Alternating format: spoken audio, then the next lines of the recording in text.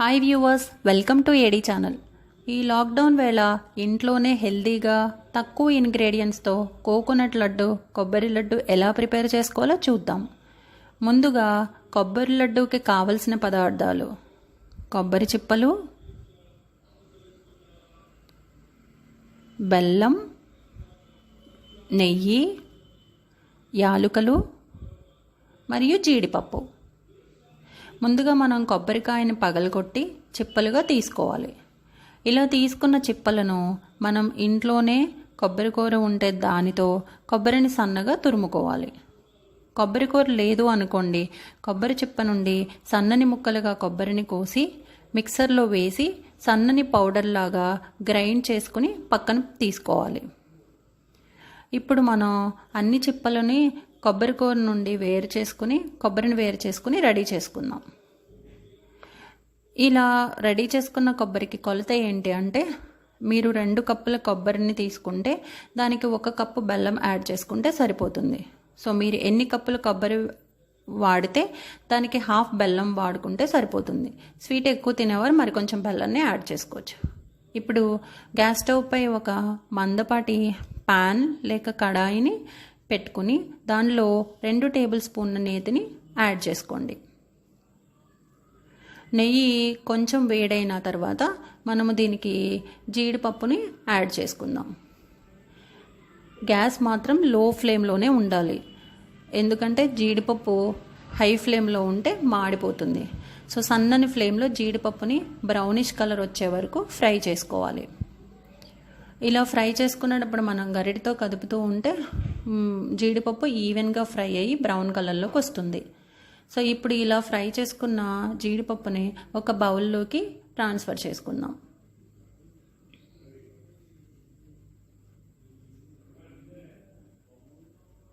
ఇప్పుడు అదే ప్యాన్లో మనం మరి 2 టేబుల్ స్పూన్ల నెయ్యిని యాడ్ చేసుకుందాం.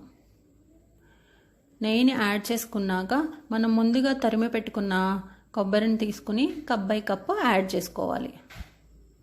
కొబ్బరిని ప్యాన్లో వేసిన తర్వాత మీడియం ఫ్లేమ్ మాత్రమే ఉండాలి, ఇది హై ఫ్లేమ్లో అస్సలు పెట్టకూడదు. గ్యాస్ మీడియం ఫ్లేమ్లోనే ఉంచుకుని సన్నగా చిన్నగా గరిటతో కదుపుతూ ఉండాలి.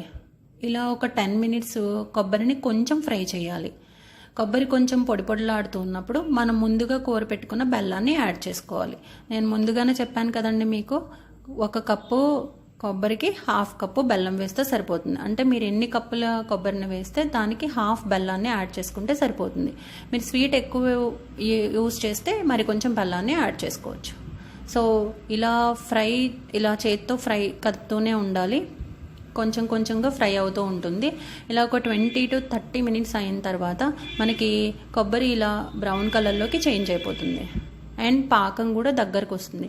సో ఇప్పుడు మీరు కొంచెం తీసుకుని చూస్తే మీకు రౌండ్గా ఉండలాగా వస్తుంది, అంటే మనకి కొబ్బరి లడ్డూకి ఇది పాకం రెడీ అయిపోయినట్టు అర్థం. సో ఇప్పుడు మీరు దీంట్లో కొంచెం ఇలాచీ పౌడర్ని యాడ్ చేసుకుని స్టవ్ ఆఫ్ చేసేసుకోండి. ఇలా ఆఫ్ చేసిన తర్వాత కొబ్బరిని వేరే ప్లేట్లోకి ట్రాన్స్ఫర్ చేసుకోండి.